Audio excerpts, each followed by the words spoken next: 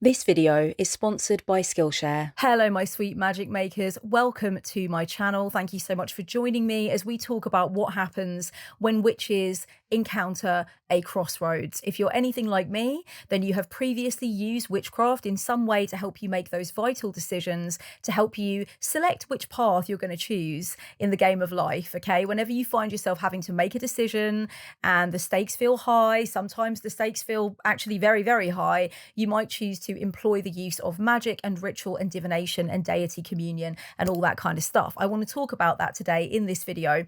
And this video is especially for those of you who may struggle a little bit to remember that you are witches when the time comes to make decisions. I know that I've definitely had quite a few instances in my life where I was running around like a headless chicken trying to think about what to do about a decision I had to make. And it was only at the 11th hour that I thought, why don't I witch about it? That's a good idea. Why am I not bringing my witching into the mix when it comes to having to make this choice and feeling into my intuition and figuring out what the gods and the guides and the forces of nature and the cards and the runes and the crystal ball, etc., have to tell me? So here are some excellent ways that you can start making decisions if you would like to get a little bit clearer whenever you're at that crossroads energy, and let magic and witchcraft work for you to help you move in the right direction. Divination is probably a painfully obvious one, my darlings, so I do think it's the place where we should begin, at least if only to get it out of the way, because I know that a lot of you probably don't need much reminding on this. But for anybody who does need a reminder, if you've got runes, if you've got cards, if you've got a crystal ball, if you've got anything like that, if you read tea leaves, anything of the sort, then you're going to be wanting to use this. And scrying of any kind as well is a form of divination. So if you scry using clouds, smoke, water, whatever it might be, smoke is my preferred one. I like 2 sticks or 2 cones of incense coiling around each other and making all kinds of grand and glorious shapes so I can see what it is I'm supposed to be doing. I also really love bibliomancy, using various different poetry books and spiritual texts. So any of those things are forms of divination. And divination has been employed by witches for aeons to help them to understand, what am I supposed to do?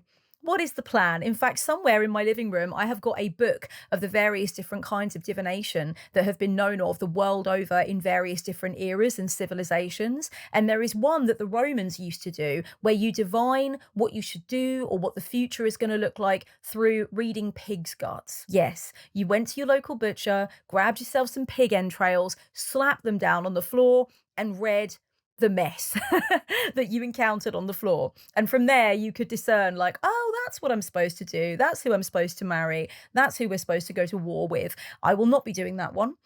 Because animal rights. But yeah, that was definitely a thing back in the day. I am really, really into using my tarot cards to look at the pros and cons of the different choices that are available to me. So if I have 2 different choices and it's really kind of like a binary crossroad between one thing and the other thing, do I go? Do I not go? Should I sign that contract or not sign that contract? Should I pursue a friendship with this person or not pursue a friendship? Tarot is excellent for that because you can do really a 2 pathways kind of spread, where you lay out 3 cards or 4 cards, whatever it might be, to get the feel of the various different energies and lessons that are available to you with each of those particular choices, right? If you've got more than 2 pathways, that's fine too. There are 78 cards, okay? You're going to have a lot of pathways to run out of options to read the energy of each particular choice that you have to make in front of you. If you feel a little bit daunted by the idea of using lots of different cards for each particular pathway and you think that might get you a little bit confused, then all you need to do is ask the cards 2 questions for each pathway. The first question is, what is the energy that surrounds this option right now? What is the vibe that is going on right now with this particular option? The second one is, what kinds of lessons or truths lie down this path? What am I going to discover? What is going to roll out for me potentially as I walk down this path, if indeed this is the path I choose?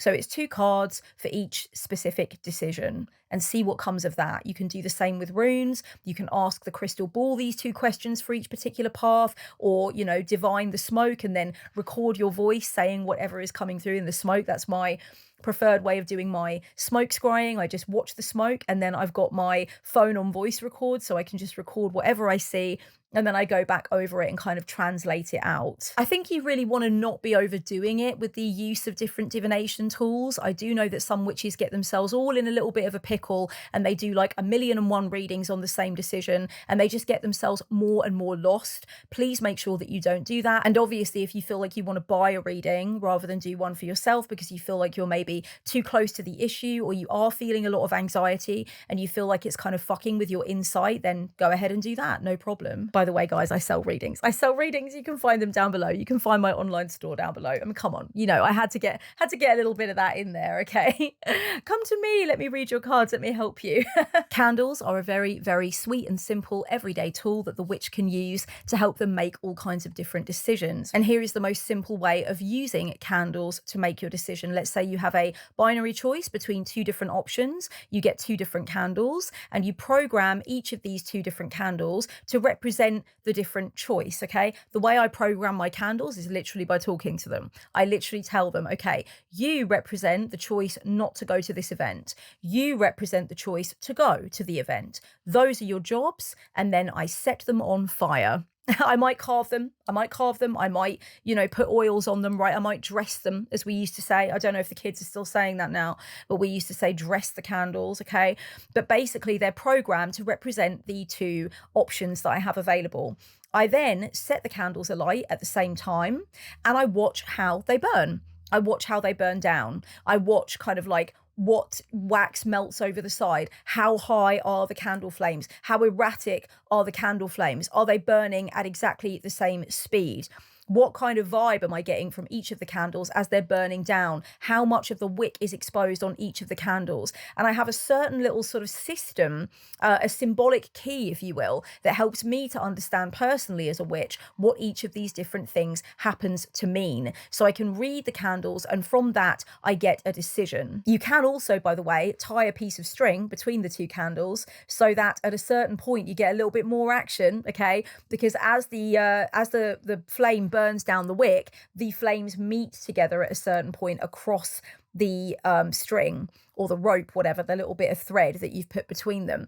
That's exciting because you can actually see how the two flames interact. Which flame eats up the most string? Do they meet together perfectly or does the string fall on one side? Does the string burn at all? And what does that mean? Okay.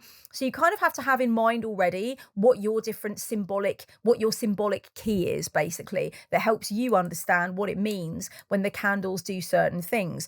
But for me, I just really get a feel for it. By the way, if you haven't got much time and you need to make a decision, you can use little tea lights. I know that they don't have the same amount of drama, but the flames do say certain things to you. They rise to different lengths, right? They burn at different times, and you get a certain feeling and a certain sense from looking at the wax once it's gone completely clear and it's melted and it's hot. You can kind of see things and divine things in the wax as well. So let's not overlook the humble tea light as a potential decision-making tool in witchcraft as well. Darlings, this video is sponsored by the legendary online learning platform that is Skillshare, and they offer courses on all kinds of subjects from art and music, writing and cooking, to business development and personal healing. There are so many gems on Skillshare for you. I want to introduce you to this course by Jake Brown, the performance psychologist. It's called Productivity and Attention. Work less, produce more. Doesn't that sound divine? If there is one thing that indecision messes up for me personally, it's my ability to be productive. I get more easily distracted, I can't figure out what needs to get done, and I end up procrastinating. So I really love productivity courses. This one helps you with protecting your attention, managing your time, optimizing your environment for maximum productivity, and detecting the underlying causes of your distraction. That one is very important, and I found that very useful. If you would like to be able to explore courses like this, Skillshare offers a 7-day free trial. If you like what you see, just be one of the first 500 people to use my link in the description to receive 20% off your first year of Skillshare, and that comes with a 30-day money-back guarantee. So go ahead and do your brain a favor. Thank you, Skillshare, for sponsoring. Let's get back on with it. I wanted to talk about this particular divination method separately to the others. I know I've already mentioned the powers of divination for making decisions, but I wanted to say that I, over the last few years, have been getting more and more keen on using a pendulum. So I wanted to dedicate dedicate a little bit of this video about decision making as a witch to the humble but very underrated pendulum. Okay, this is the first one that I ever started using. It was sent to me by a client of mine. You know who you are. Hello, darling. I still have it on my altar pretty much at all times. I love using a pendulum. I love just holding it and seeing what is it telling me. It's not only so much like, which way is it swaying? Is it swaying over the yes, over the no? Right, I usually put a piece of paper down underneath it and I put hard yes, hard no, you know, like what is going on in the do something else section, what is going on in the ask the gods section, and then I move the pendulum over every individual part of the paper and I see how it moves. Does it shake? Does it quiver? Does it swing? Does it stay still? What is it doing and how is that making me feel? So that's how I like to use the pendulum. I don't just hold it and let it move. I actually move it over paper and then I leave it over that paper for a few minutes for each specific area where I want guidance or where I'm really wanting something to come through. And personally, I love it. I love the connection that is made between the pendulum and my body and the pendulum and my mind, and then that mind-body connection. I fucking love that. I think it's really special. And I never really was into pendulums before that, but just off the strength of somebody sending me one, I was like, okay, let's do this shit. And lately, I have graduated to using this absolutely stunning sun catcher. Hello, is this not a piece of me? I ask you. I beg of you to tell me, is this not a piece of me? And I actually use this mostly over a strip of sunlight that comes through the window. So I also get the flecks of rainbow light. Okay, if you know what a sun catcher is, then you know what I mean by this. I actually also use the flecks of rainbow light to help me make the decision as well and to get the guidance that I need to make a good, solid choice for me. So my witchhood has been mightily improved by opening my heart up to the potential of the humble pendulum, and I have graduated. I do also use a rosary when I'm working in conjunction with the energy of the Holy Mother. So there is so many different options with the pendulum. There's so much excitement that can come out of making a decision using this tool. If you're trying to make a choice right now as a witch and you're struggling, it might be time to ask for answers, okay? It might be time to bring in your beings, your deities, you know, your forces of nature, your dead rock icons and actresses, whoever the fuck you work with and whatever the fuck you work with, okay? You call in the cavalry and you allow them to sit together in a council meeting of wisdom, darling, and you go in there and you ask for answers. The other day I was doing exactly this around a decision that I needed to make, and I actually played the track Ask for Answers by Placebo, one of my favorite bands of all fucking recorded time. And so I started off the Ask for Answers council meeting by listening to a track called Ask for Answers, and that was really special. I always am so into tailoring your magic, okay? The majesty of your own specific sovereign tastes and likes and dislikes and your little quirks and everything. Bring them in as much as possible. And really ask one being or a cluster of beings or energies, forces or energies, natural elements, whatever it is. I do not want to club everybody into the group of working with beings. I know some of you do not, and some of you very much do. Okay. But I think that beings are delighted by the opportunity to have such a real impact on material reality in this way and to give you their wisdom and guidance, you know, and it really helps you to give muscle to the relationships that you have with beings when you ask them to come in and actually discuss the chess game that is your life and give their ideas for strategy and give their tips and give kind of like their support to you, right? It gives muscle to those relationships. So please don't think like, oh, well, who am I to ask this god or this guide or this ancestor or whatever for their opinion and for their guidance and support. That's what they want. That's part of their raison d'etre. So please give them access to what it is that they most want to do, which is to have an effect and to be with you and to see that you're making glorious decisions in their name. Yes, it is definitely true that sometimes a being that you work with will take their hand firmly off of the wheel and be like, no, this is your decision, honey. I'm not making this decision or having any part in the guidance around this decision. This is something that you have to take to your heart, and I would only be muddling you up and confusing you. You really have to do this alone. So there is definitely witches, and I'm sure some of you will be down in the comments that have the experience of a deity like basically saying, I'm not playing ball with this. This is not something that I can give my guidance on. It's something that you need to do for yourself, and you need to trust your own decision making. But that by itself is also a form of advice giving. You know, that response from any kind of being or energetic force is also a form of wisdom. It's a form of sage advice, which is that you are asking too much external externally, you are asking too much from the spirit realm. You're asking too much from your chosen pantheon, if you will, and you need to come back into your body and center into your full purpose and your firmest desire, what is really honest for you. Sometimes when my matron deity, Hel, the Norse underworld goddess, says to me, honey, I'm not helping with this one. Right, I'm deliberately and distinctly removing my energy from your decision making process. This is about you and what you've got to do to make this choice. I usually assume and I usually know that what she is saying to me is, you're leaning on me because you do not want to accept the truth that is already there. And I'm not going to hold your hand. Okay, you know what the fuck it is. You know what time it is, Kellyanne.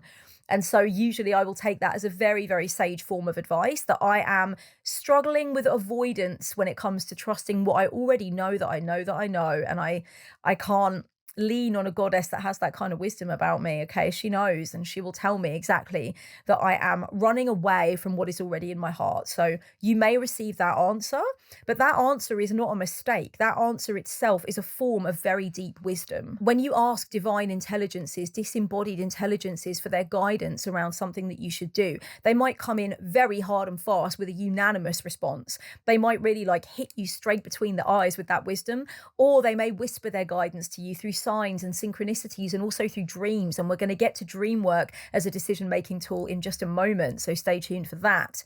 But they may have various different ways of letting you know. With beings that you've worked with for a long time, there might be specific symbols. Again, we're thinking about that symbolic key here, my darlings. There might be specific symbols that you know that that deity has already kind of pre-agreed with you over time that they will use for you, if it is a yes or a no or whatever it is, right? So if you are close with a being and you've worked with them for a while, you're going to know that, like, oh yeah, that's the sign that they always send. You know, there's that owl that they always send. There's that specific physical sensation that they always send. There's that tarot card that comes up when I know that they're telling me it's yes, don't worry about your reservations, go for it, right? I can see further down the path than you and it's going to be okay. So if you have that relationship with a being, decision making and struggles around making choices is a great time to be able to foster in that muscle that you've already built to be able to help you with something practical. If you know that you are asking a being for advice on a decision that needs to be made and they expect offerings, or they are used to offerings or dedications or devotional work, you know, prayer beads, any of that, then do that for them, you know. Make sure that you always connect in with the wisdom that you have about the beings that you are asking for advice. Even though you are a great and powerful witch, I'm sure on many levels, it's natural sometimes for even the most wizened of practitioners and experienced of practitioners to get a little bit of crossroad nerves, you know, a little bit of the old crossroad anxiety. And that might be what you have right now. It might just be the case that when you arrive at a crossroads, you're fearful of going back, but you're fearful of going forward. You know you need to make a decision, but you're overthinking the variables. There might be a lot of different things going on in your life right now that are stripping you of your feeling of agency to be able to make the right choice for yourself. You might just feel those jitters, those nerves, and you start to get cold feet. And you convince yourself that you are not really in the driver's seat of your life and you don't have what it takes to make this decision. So at that kind of time, it's really important to do empowerment work, however that works for you. For me, the way that I raise my level of empowerment is through music, through playlists, right? Through going to the music that I know makes me feel puffed up and ready to fucking do something and ready to own my decision and ready to make my decision. I also really love writing poetry that makes me feel some type of very specific way where I'm like, I am the witch in charge of my own life. I am the mage that is making the decisions in this chess game. It is just me. I need to bring all of my power and potency to the forefront. I need to believe that I have the fucking right to make this choice and that I will deal with whatever the consequences are, hell or high water, because this is my reality and I'm making the rules, right? So a lot of it comes from poetry writing or making sacred art. Another thing that I particularly love when I'm doing empowerment ritual is mirror work. I literally have a mirror front and center on my altar, right? A gallery mirror. So that's a 3-way mirror. And I love doing that mirror work. I love looking into the mirror at my reflection, staring back at me. You can do it astrally. You do not need sight to be able to do it. You can do it astrally. But it's really interfacing with yourself, looking into your eyes and saying, I am that bitch and I'm making the choice now. And I'm not scaring myself out of action anymore. I've sat on my hands too long. I've been quivering with anticipations and frustrations, and now it's time for me to take a deep breath, make like the fool in tarot, and step off the fucking edge into what comes next. That's my plan for the day.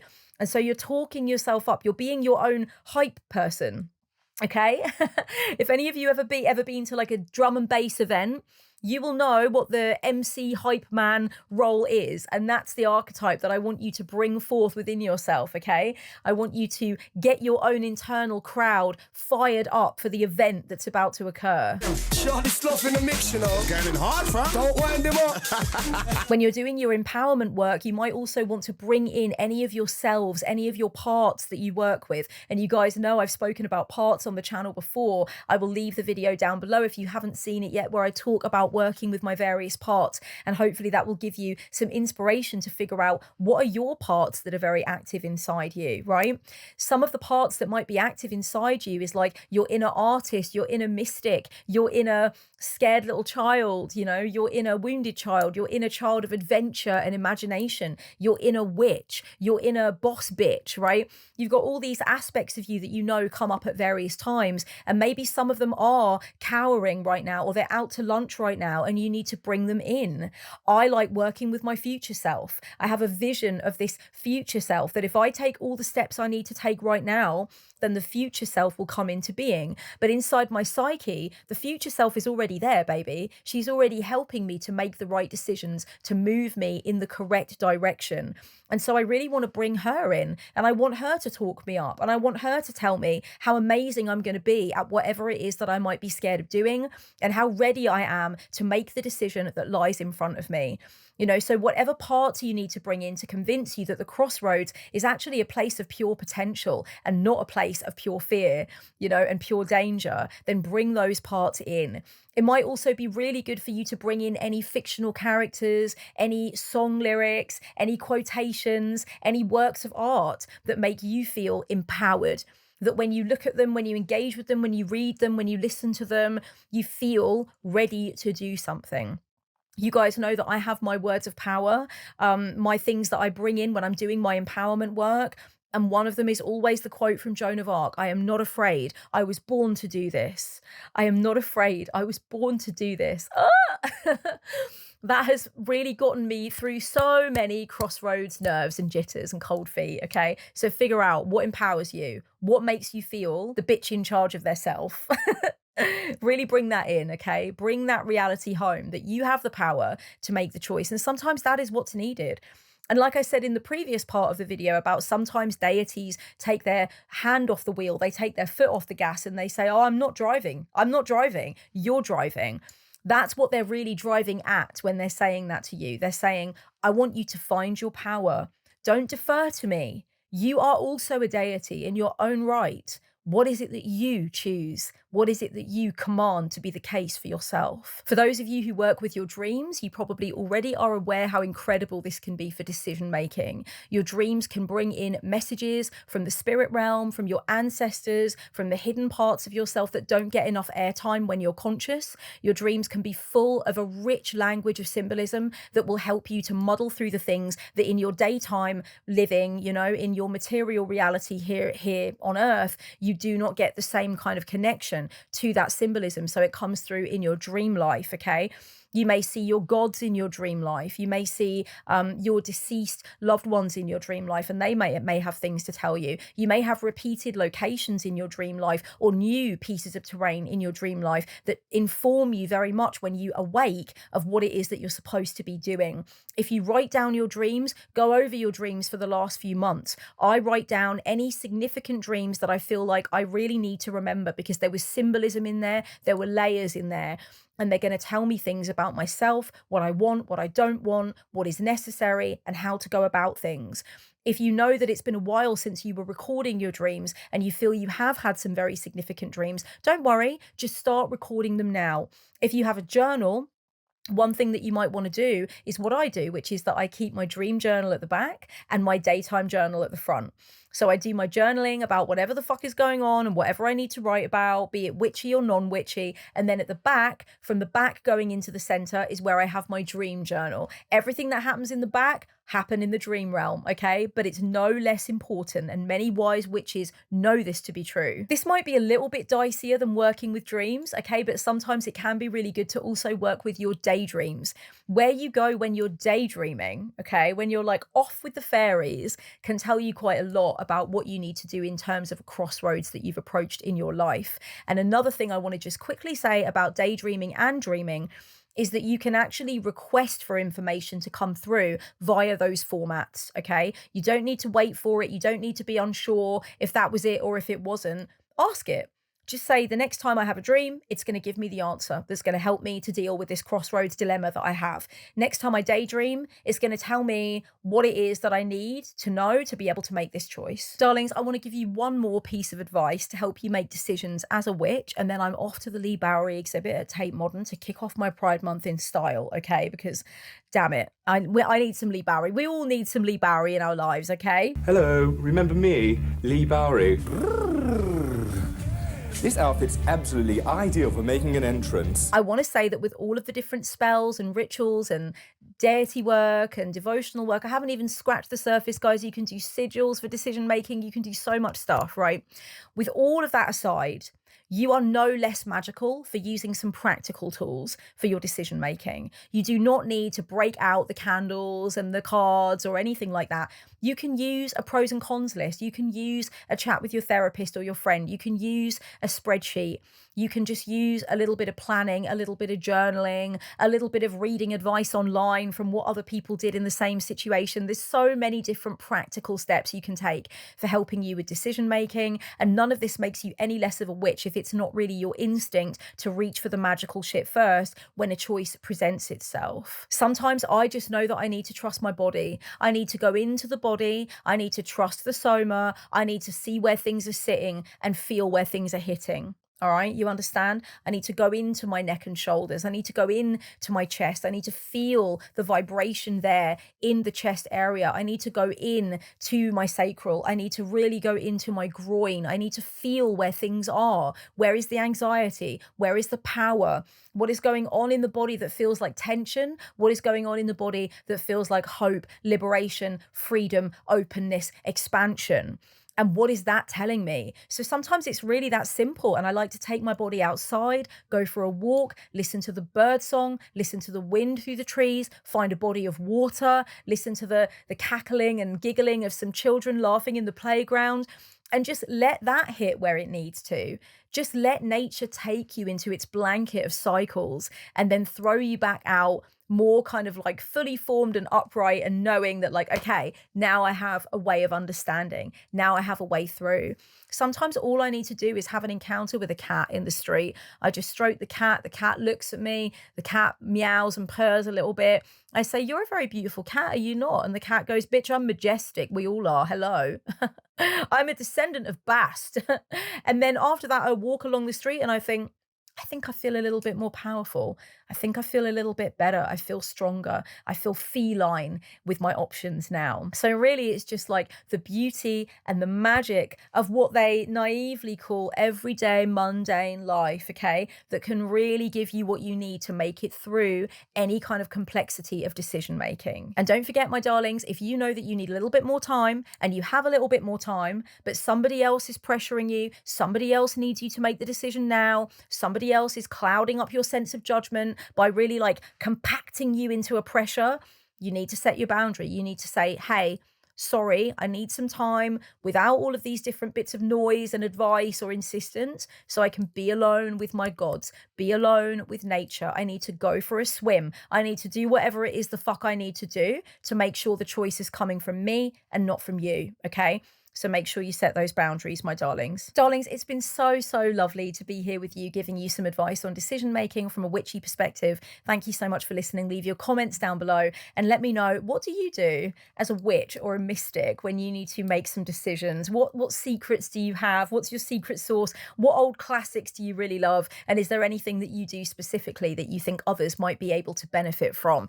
Put the wisdom down in the comments. I know you guys drop so many semi-precious gems in the comments, so please go ahead and do that. Slap a like on the video if you want more of this kind of content, or if you appreciated this resource from me. Don't forget, if you want a reading from me, go over, take a look. I'm going to leave an option specifically that is for decision making. If you have a big decision to make and you need me to throw cards, I'll leave that down below. But there's a whole plethora, a whole wealth of different readings and mentoring sessions on offer over at my online store. So join my collection of extremely happy clients, darlings, and go ahead and book yourself in for something. It's always really nice sometimes, I think, to know that you have the option of a reader or mentor to help you with these things too. Whatever you do and whatever crossroads you're at, much love. All power to you. Stay safe, keep it rebellious. Thank you so much, Skillshare, for sponsoring this video. Much love, my darlings, and take care. Blessed be. Mwah.